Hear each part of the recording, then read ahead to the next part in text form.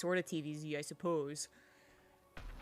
I'm actually really excited for both of the groups today. Yesterday's groups were pretty stacked, and then were actually some of the shortest, swiftest games we've had. Some of the most one-sided, even if maybe the games themselves were interesting. It's still, I don't know. And I know a lot of people are disappointed. I really hope that doesn't happen today, just because I think this is possibly even more stacked with more interesting players in the series. And it would suck if someone just like bombs out, games are super quick, and blah, blah, blah, blah, blah. Don't think it's going to happen. We have less PvP, although we do have a lot of ZVZ in this group. We also finally have our stock of Terrans. You know, we finally put that shipment on the truck, and it's come in, and now we have all of our Terrans ready to go. So hopefully 1 or 2 get out today. I do predict at least 2, if not 3. So, what are your predictions? Let me know in chat. As we get into this team kill TVZ, in the bottom right, as the red Zerg, it is RagnaroK.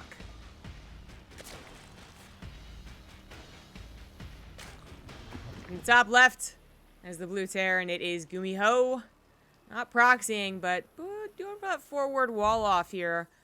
You could build a Marine from this, try and snipe one of the Overlords, lift the barracks even, and still get it back down in time to feel awfully safe about it. Yesterday you told us how you don't like to be dependent on caffeine. But I also explained how I occasionally have Red Bull, blueberry Red Bull, because it's delicious. And I feel like I get to reward myself. So yesterday was supposed to be the only time I was supposed to have Red Bull.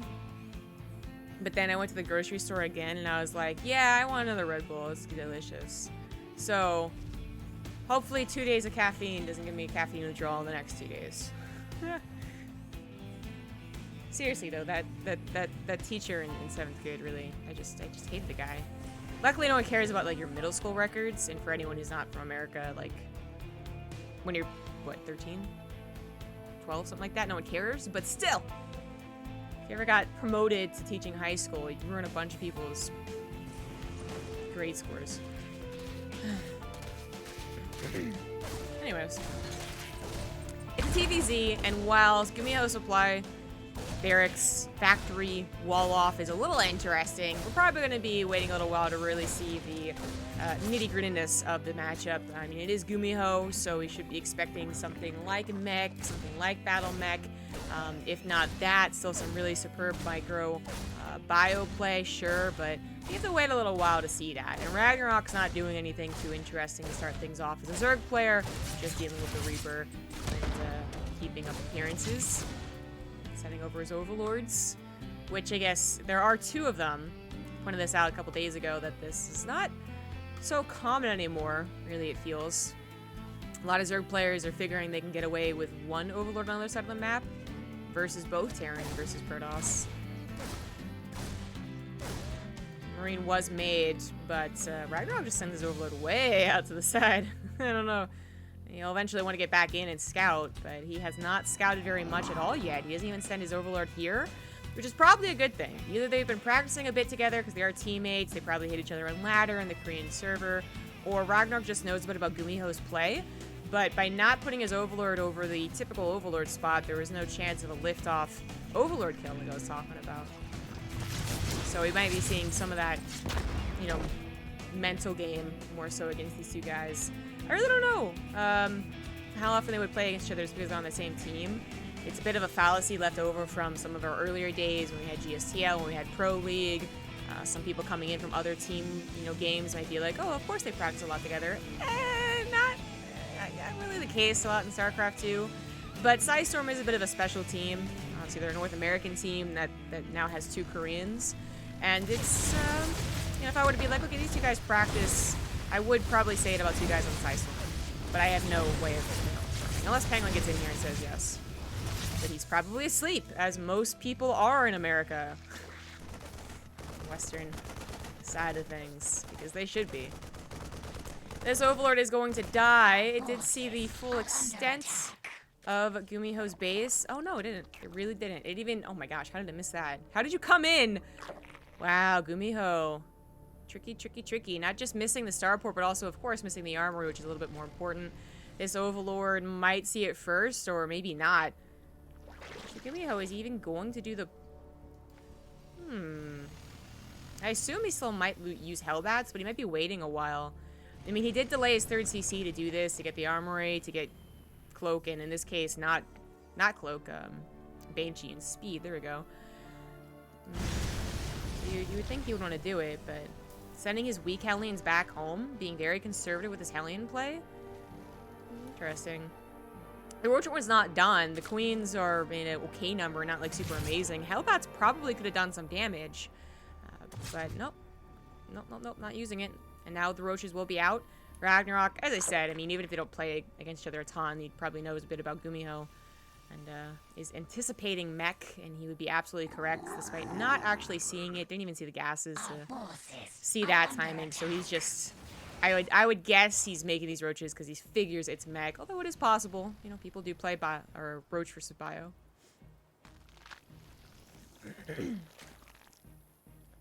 Just watch every stream. Yeah, exactly. This is not the official stream. Someone in chat's pointing you in the right direction if you would like to see that.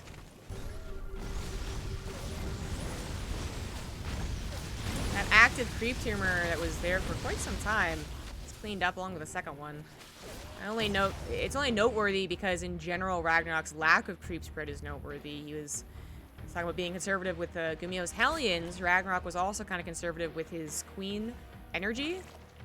Only just now planning down a bunch of creep tumors and getting his Overlord to help out with the creep spread a little bit, but now that it's kind of like a late time to really be pushing that creep spread, to GuMiho not just having a good number of Hellions, but also having 2 Banshees with speed, is going to be able to clear up a lot of creep.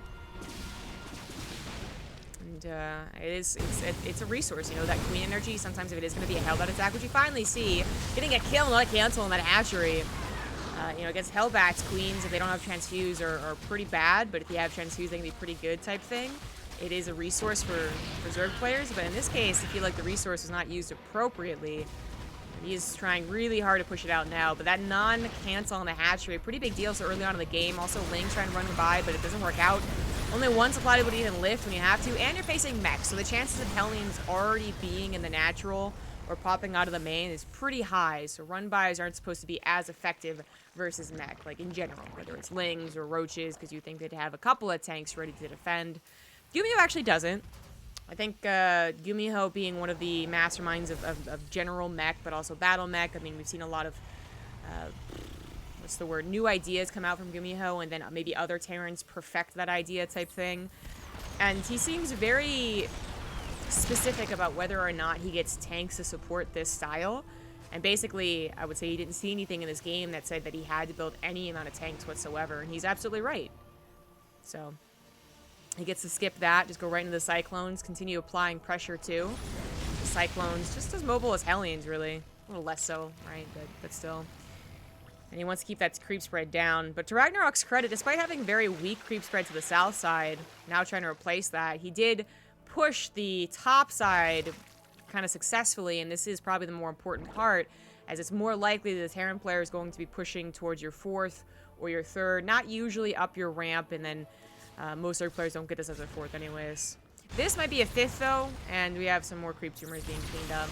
Creep tumor removal, creep tumor replacement, whatever, like it's really important in this style for this matchup. I mean, it's always been, right? Creep spread's been the #1 rule for TVZ against Bio for a long time, but sometimes against mech. You know, let's talk about tank mech. You might be like, you know, it isn't that important, no big deal. But against Cyclone mech, it is. I don't want to say it's as important as creep spread versus Bio, because baneling speed on creep is really quite different. But it's damn important. As soon as they start clearing up creep spread and then clearing up your roach forces that are left side to side because you're miscalculating your splits, as soon as you start grabbing hatcheries later on in the game, that's when they start getting really effective trades, and then they're also building up to that max Cyclone army, which can take on armies like this head-to-head, not even miss-split. The TLDR, I think they're doing a pretty good job here. He's got 4 bases to RagnaroK's 4 bases, and RagnaroK only getting a 5th here, and it's only just started. He does have a hive already, that's the great news, and he's getting a decent number of Vipers. I would say 6 is probably a good number. He's going up to 5 right now, so pretty close. And he will have 2/2 upgrades against just the +2 armor of GuMiho.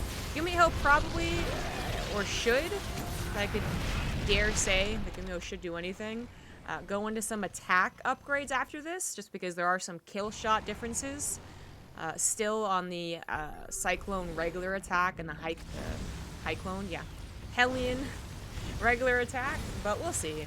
This is the more common opener because the spell that is the Cyclone lock-on doesn't actually get affected by attack, but there you go. Nailed it. I'm good at this thing. Also, thanks GuMiho for not totally dicking me over and going for +3 armor. Really appreciate that. So 5th base is on the way, but we also have Nidus Room on the play. So this is going to be a new development in the context of versus battle mech. Obviously, Nidus Room has kind of been a hot topic since WCS groups, and also especially at IEM. It's really proven itself as going to be staple, right? And whether you're on the camp that loves Nidus play or the camp that thinks it's going to be overpowered, I'm kind of on that camp, to be honest. It's still no doubt going to be used very often. Ooh, we have Hellbat drops. And the ability to be even more mobile than your opponent has always been a Zerg's strength, but even more so with Nidus Rooms could be really deadly. But this attack did not go well for RagnaroK, who parasitic bombs the medevacs and is going to be able to, well, almost kill them. It was a ton of damage, but then doesn't have really an answer for the ground. Instant remaxes, he did have some bank going down here, but that was a bad fight. His Viper is now going forward, getting locked on very, very easily. It's like one of the skills of a lot of the good Cyclone players is that they can lock on the Vipers 100% of the time. In this case, RagnaroK kind of made it easy for him. And then going for parasitic bombs again to try and take out the Hellbat drops. It's like, I mean, to GuMiho's credit, this is the first time I've seen Hellbat drops combined with the army. Well, maybe not the first time, but the most effective time I've seen it. And that might be throwing RagnaroK off, but he is not able to do what we often see as effective against Cyclone mech, which is abducting like 12 Cyclones at once. Has he had any abducts, really? If he has, they haven't been really impressive. So RagnaroK takes a big dip in supply, but he's still on 5 bases, 79 workers, but GuMiho's about to be up to 5 bases too. Double planetary? No. Okay, yeah, that was a mistake. That's a little weird to see. Gets rid of that one Nidus Worm that didn't even do very much. Here comes a second Nidus Worm that might do a little bit more. Even 10 Lings here could be really annoying for GuMiho to deal with. GuMiho might not have been able to win the game right there, but I do still think that overall it was a better trade for him. And if he can just deal with the Nidus Worm attacks, then he'll be Gucci. But that's where RagnaroK was really hoping to get some power play in here. He's going to go after +2 weapons, snipe that, and that is the upgrade that GuMiho wants for his Cyclones and Hellions. He's going to get +3 armor as well, so there's no upgrades for GuMiho whatsoever. 16 SCVs. The command center could be under attack. Factory's under attack. This is really good stuff from RagnaroK, who's now pushing into the Cyclone player and not just receiving the attacks, which usually goes poorly for the Zerg player, you know? Once they have to be reactive to the Cyclones and they have to pull back, that's when the Cyclones lock on and get the easy peasy kills. Saying that, by the way, now that GuMiho might be a little more on guard against Nidus Worms in his main or his natural, whatever, Cyclone lock-on should do rather well against the Cyclones in general, should do well against the Nidus themselves. He just has to be in position, which is going to be difficult to do. RagnaroK tries to catch him out of position. Not really finding it, though. But potentially opening up for another Nidus Worm. GuMiho does see this. He lifted that command center, but it looks like he doesn't even care about mining from the main base anymore. He still is on like 5 bases with gases mining, although this attack stops this gas mining. GuMiho starting to dip down on that supply because he just can't get consistent income. 14 more SCVs go down. Double tanks in the main is going to take care of this Nidus Worm spot. This Overseer is going to have to move and find someplace else to make this work. But RagnaroK brought some pretty damn decent breathing room by doing that Nidus Worm in the main. Until that happened, RagnaroK had lost a lot of creep spread, he hasn't been expanding, and he was losing some of those fights a little too poorly. But now he's really bringing it back to GuMiho. On the front lines, you have planetaries. They don't have building armor yet, but it's still going to require quite a huge force of Roach Hydra to actually take those down. So his best bets are clearly going to be around the orbital commands, which he did just take down that one. There you go. I guess the main base flipped over there. Tries to dip back in, but GuMiho did not move his army because his tank Cyclones are dealing with those Nidus Swarms. As I said, now he's a little more on guard against them. He's doing a lot better reacting there. A couple of these Cyclones awfully low in health. I think if everything was calm and he had a lot of time to think, GuMiho's probably repairing those, but RagnaroK's not giving him time to think, which is really important here. Now that RagnaroK's been able to... Oh, he's gonna get planetary. Nice. Now that RagnaroK's been able to mess the game up a little bit, you know? Like, GuMiho doesn't simply get to expand all over the map and take awesome trades. Oh my god, get in the Nidus Swarm. That was going so badly. RagnaroK might even have a better situation as far as the direct engagement goes, you know? Like, he might get the opportunity to control the engagements, which has been missing from some of those with the Vipers. As I say it, main engagement might be coming up here. Upgrades were stalled out for GuMiho, only at that 1-2, but there aren't any Lings in play, which is really the attack difference I was talking about earlier. Parasitic Bomb and a couple of Abducts, but even like the Abducts that even went down didn't actually like kill the Cyclones. I'm honestly surprised he's going more for the Parasitic Bombs, but I feel like RagnaroK has had more experience against GuMiho's mech in particular, and this Hellbat drop, so he's probably found more success getting rid of them entirely than trying to just abduct all the Cyclones. Blinding Cloud goes down. The spell of the Cyclone unfortunately goes through Blinding Cloud, so sometimes it's a hit or miss spell, really. But it looks like this is going to help clean things up. A couple Hydras left over. Vipers mostly out of juice. They're going to have to, yeah, suck on that hatchery a little bit. Suck it. Oh my god, that should be like a t-shirt. A Viper consuming an extractor and just suck it. Big letters. Yeah, I should get on that. RagnaroK is not just up to Viper tech, he also has 3-3 already. He's going through a Greater Spire, which, if he can really reduce... Okay, well, GuMiho's gonna have to tap out. Even if GuMiho wasn't at a tap-out point, maybe he was at, like, 140 supply, that Greater Spire still was looking like a death sentence. Unless they're already in control of the game and, you know, taking out your bases and whatnot. Getting into Broodlords is really tough to deal with, especially if you can get a decent amount. RagnaroK really playing that the... early mid-game, you know, they both kind of just economy, and RagnaroK didn't have the best creep spread, and that was a little concerning. But then mid to late game, RagnaroK really started to shine with the Nidus Run play. I still wonder if the Parasitic Bomb is the best call. This is literally just me learning right now. But I mean, it did its job. I just feel like the Nidus Run play was really what did the best there, right?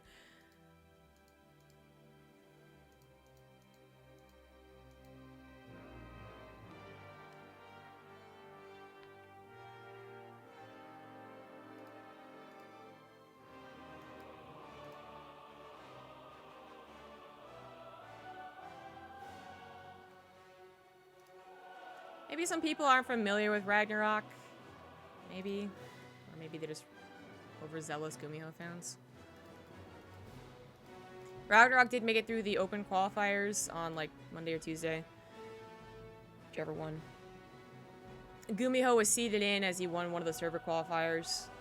I think, like, Europe or something. I don't think it was the Korean one. And, did have to beat out a decent number of names to actually make it through. So he's kind of proven himself to be a solid Zerg.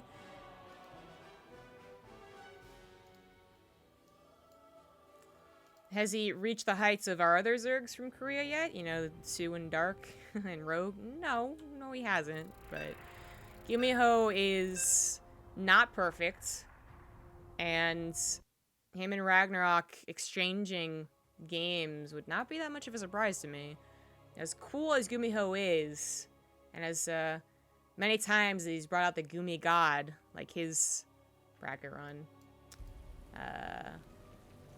No, GuMiho didn't actually make it through the server qualifier, did he? No, he made it through the open bracket. Yeah, okay, my bad. So it's Bunny, Innovation, Marv, Special, TYU, Thermal made it to the server qualifiers. I was like, no, hold on here. GuMiho definitely played. I don't know. They both made it through the open bracket.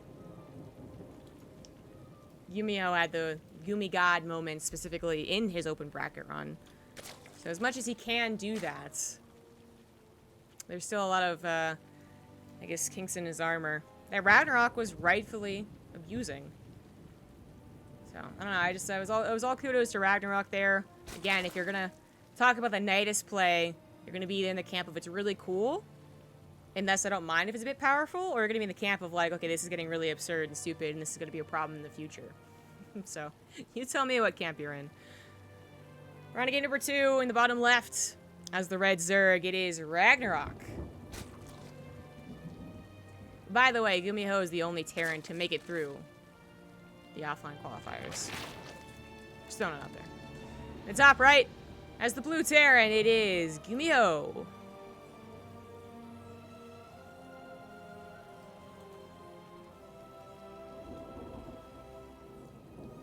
This group was the group of death. No one wanted to get seated in here. RagnaroK even tweeted, "Oh," that was literally what he said, just "oh, ... It's tough, man. RagnaroK and GuMiho, both cool players. GuMiho, obviously, a lot of fans with his playstyle. Yet, amongst the group, they're some of the weakest. Solar also, I suppose, a little bit weak. You know, sometimes it's hard to tell if he's going to be, like, really, really good Solar or kind of meh Solar. And then, well, the other guys in this group are just insane. Serial Innovation and Rogue. Kind of looking to... they're basically everyone's guess to make it through to the round of 8 or round of 12, depending on their seeding, on their wins today. If you weren't around yesterday for the other groups and you're like, what is this? This isn't a bracket. I'm so confused. Well, Wikipedia is your friend. It's always better to look at it, you know, the graphic with your eyes, better understand it than me just trying to explain it. But it's really not that complicated. Whoever wins the most has the best win-loss record in both, you know, series scores as well as map scores. Gets to go right into the round of 8. And then whoever gets the next 2 best overall series / map differential scores, then they get to go into the round of 12. So basically, you want to get top 3 in the group of 6 players. And at a certain point, your map scores start to really matter. The people that you face, your head-to-head, start to matter too. We're not there yet, but every time someone loses a map and you're cheering for them, you should be a little bit more concerned, because maps have been some of the reasons why someone's made it into 3rd and not, you know, not 2nd, or made it into 4th and not 3rd.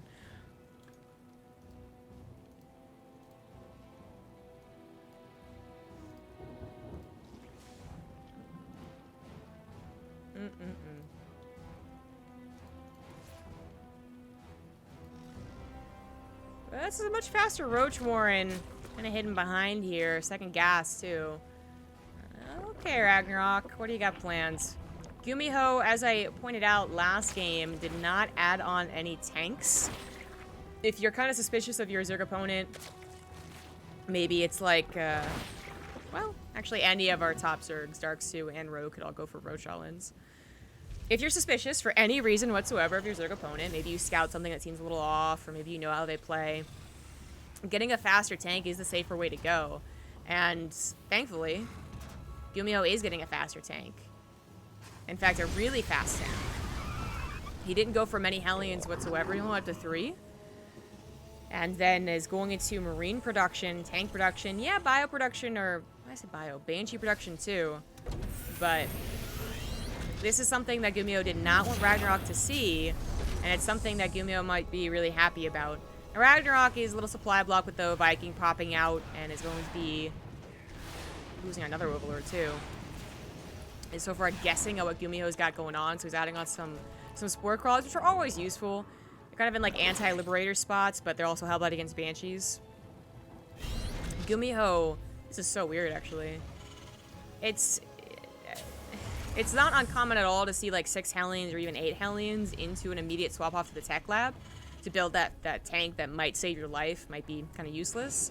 But to go into 3 and then tank and then back to Hellion production, that's a little weird. And RagnaroK did get eyes on that. He ran a link through and saw the transfer and also saw the army. So he already had some Roaches, made Ravagers, and is now getting a few more Lings in preparation for this very odd attack, very GuMiho style attack.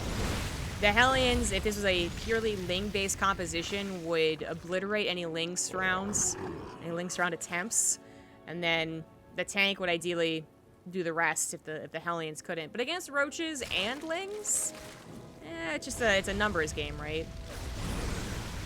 The Roaches take on the Hellions, they have the Lings surround the tank, and what few Marines there are, and if GuMiho had stuck around, it probably wouldn't have gone so well, but GuMiho just takes the victory in terms of forcing RagnaroK to build units and gets out of there. Now, if RagnaroK was doing like a actual Roach Ling all in there, that's probably a terrible mistake. But GuMiho that's his job, is to keep tabs on what RagnaroK's doing and know that that attack is either going to work, is it going to be worthwhile to actually send out, is it going to be worthwhile to stay at home, and so far he's made all the correct decisions. So RagnaroK making some units that he doesn't really need. I'm going to swap into that Spire play, and this is the really big thing that GuMiho is going to need to see. He is maybe going to go into Cyclone Mech from here on out after the couple safety tanks. So just this one, actually. But it hasn't started yet. And when you have Cyclones, then you don't have to really worry about mutas that much. You still want missile turrets, you still want general knowledge of what's going on, but God forbid he goes on for more tanks. And it's been a while since GuMiho just automatically went into Thors, too, so this is getting really scary. GuMiho is not getting any scouting. He hasn't scanned. He knows about the Roaches, but that's it. He's building Banshees here. He does start building one single Cyclone, but third factory's only just now finishing up, so let's wait for a tech lab. And this is scary stuff. Now, Hellions do get into the natural base. He's been sharking around for this opportunity and finds a couple of kills, but really not the most impressive here. This attack is going a little bit better with the Banshee and just the sheer damage here. Marines with their DPS still pretty good even without stim, and then the tank on siege is still pretty good. It does siege up. We'll take out a Ravager. Good concave here from RagnaroK should take care of things. But there is the scout on the Spire on the third base. 2 mutas though. That's it. Oh, okay, good. 7 mutas. 9 mutas in total. That's so much better then. Did GuMiho catch sight of that? Did he realize what his Hellbat just scouted there? Okay, he does now. He finally starts adding on a Thor and missile turrets. But 7 mutas coming into his natural base before the missile turret's done. A single Cyclone will lock on a 1 muta and kill it, sure, but what about everything else? And this should be a decent opener for RagnaroK, as he has his 4th base on the way. He still has 77 drones. Even his Roach is trying to get on the action. Doesn't really work out that well, but already 6 SCVs killed. And even if he doesn't get that many more SCV kills, he's still going to keep GuMiho potentially pinned back here. Tries to go for the tech lab with the research, but oh, it's going to finish just in the nick of time. Maybe he would have been better off getting some of the SCVs, there we go, on the factories. And that's exactly what he does. Goes back in the natural as well. A lot of lost mining time for GuMiho. He's been desperately pushing across the map. Overseer is going to be taken up by the Vikings, so the Banshee's going to reign supreme. No Spork on the 4th base either. Maybe this could be a grab on the 4th base, which would definitely help even things up. But the Spork Crawler from the 3rd base, the Savior, comes forward. 11 SCVs down, no drones. Natural Command Center forced to lift off, and RagnaroK can go back into whatever he wants. If he wanted to play the mass muta game, it is technically possible. Thor is not as good versus mutas, but it's definitely a more dangerous game to play. So he's going back into Roaches, adding on that 1-1, sending his Roaches across the map, the ones that he made to help out against that push. They don't do a ton, again, but it is still something that GuMiho has to react to. I actually think that Lings at this point would be quite deadly since there's not a ton of Hellions. But GuMiho's back into the action of 3 factory production consistently, and he should be getting a handle on things soon enough. But this was, as I said, a very strong opener for RagnaroK. And all he has to do is make sure not to die to any abrupt follow-up attacks, which doesn't happen very often with the type of composition GuMiho's doing. If he had 6 Cyclones and 12 Hellions, then more power to him to go across the map and try and do something here. But Thors, tanks, those are slow. Those need other Thors and tanks to really help them out before you decide to do a push. At least 150 supply is the general advice to mech players. So RagnaroK has room to breathe. Also, during all of this stuff that's happening back and forth, GuMiho has not really been able to clear up a lot of creep spreads. So the middle of the map starting to get a little scary. Queens apparently have still survived or been replaced either way. RagnaroK now adding a 5th base. RagnaroK just playing this game pretty well. But even though he got a strong start, GuMiho did not just fall over and die. He did have his own attacks. He did mess up RagnaroK's macro little bits here and there. And he even has a decent upgraded situation going on. It's 1-1 to +2 vehicle weapons, now going on to that +1 weapon, sorry. He has +2 armor. Here we go. And now going into the attack. He is adding on the Cyclone upgrade, but getting a good number of tanks first and foremost. If you feel like you're forced to be on the defensive side of things as a mech player and you wanted to go into battle mech, you do have to kind of take a chill pill. Get those tanks in decent situations, maybe against walls or chokes. And then you can really take on more than you should. It's the magic of splash damage. Whereas Cyclones, if you're just gonna immediately build Cyclones, you don't have 4 tanks protecting your bases. Cyclones can be jumped upon, Cyclones run out of room to maneuver, suddenly you're just dead. GuMiho is obviously situating toward a 4th base. It kind of looks like he wants to take the forward one, but his tanks are blocking it. Speed Banshees, that upgrade just barely finished, come in to wreak some havoc in the main base. Gonna get the Queens, but there are a couple mutas left over. The thing about speed on Banshees is that it does outrun the Overseer eventually. But as you can see, only 1 Banshee survived. Good split away for GuMiho to at least have something keeping tabs on this side of the map. But as he goes to protect his 4th base, he lost out on his 3rd. SCVs go down. Not that many, and this actually wasn't worth that many roaches, probably. But it was almost an open opportunity. And if RagnaroK had maybe timed this attack out a bit better, he maybe could have broken through the natural base, broken some of these tanks. The GuMiho nearly maxing out as an awkward number of Thors. If he puts them into single target mode, they could help out take out the Vipers, which sometimes the lock-ons aren't capable of doing right. They lock onto the Hydras instead, and then they don't have the lock-on for Vipers. So the Thors could still be helpful, but they're not usually what you see pushing forward. GuMiho simply pushes forward to clear up that encroaching creep spread, but doesn't get all the active tumors, and there's 5 queens. RagnaroK could make 1 or 2 more. RagnaroK is thinking of bigger and better things than queens. Broodlords are already on the way. Does RagnaroK do you know about that? I don't think he does. There it is. No, he never scouted the Greater Spire. And this is much faster than last game. This could be a big surprise for our Terran player. The Thors in the single target mode, not just going to look for Vipers, but obviously towards the Broodlords as well. And they are more effective towards Broodlords. That was their trade-off for being a little less effective against mutas and lings. And while they are definitely more effective against Broodlords, it's actually quite a substantial difference. We do still have to talk about the Vipers. Blinding Clouds could come down. Abducts could come down. It's going to be a big part of the engagement, actually. Are these Thors going to be protected? Are they actually going to get the shots off on the Broodlords? Or are they going to be AI'd and blinding clouded and awkwardness ensues? The big part of dealing with Broodlords is often making sure the Broodlings, as I said, don't block out your units. So Hellbats on the front lines, right? Usually a very important part of the attack. In this case, he does have Hellbats on the ground, but also most of them in those medevacs. See how this goes. They will be effective, very effective against the Hydras if they don't get shot down. Here come the Vipers. They're going to go for some Blinding Clouds, and GuMiho put himself into a choke by being so aggressive here, but is it going to still work out? So many Blinding Clouds go down. The Thors are derping all around. And the Concave was also quite good with the Hydra, so even though the Hellbat drop looked like it was going to be decent, a lot of Hydra still left over, but here we come now with the Thors, finally out of the Blinding Cloud. They are target firing the Broodlords, but there's actually too many Broodlords. If RagnaroK is at a very measly 5 or 6, then maybe GuMiho can push through on that number, but he was up to 9, only lost 2.5 here, and there were still Hydras on the ground, so GuMiho is just going to tap out. His one big push, not able to work. Maybe if he had been the receiver, he had a Concave, he had a Planetary Fortress, he was building some extra Vikings, something along those lines, he would have defeated an army like that. But he was kind of all in. He pushed very aggressively, and he got himself stuck in a choke where Blinding Clouds were really, really effective.